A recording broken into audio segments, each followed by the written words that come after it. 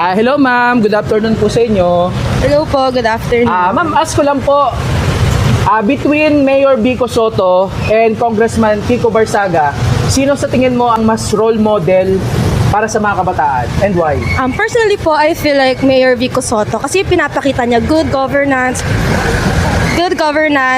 magandang pamamalakad sa Pasig. Kasi as we can see now, ang ganda-ganda ng Pasig.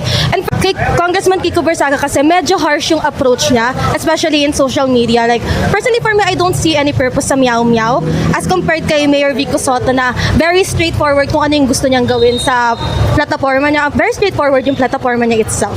And yung concern niya sa mga tao. Yun lang po. At tapos ma'am, with regards to that, may tanong po ako. Sa tingin niyo pa ba, it's about time na pagdating sa mga sasali sa eleksyon, yung mga tatakbo, it's about time na ba na i-consider din yung mental or yung emotional state nila bago sila tumakbo? I mean, yung dadaan sila sa halimbawa sa isang psych test. Sa tingin mo, pwede bang maging na yun, mandatory para sa mga mamumuno?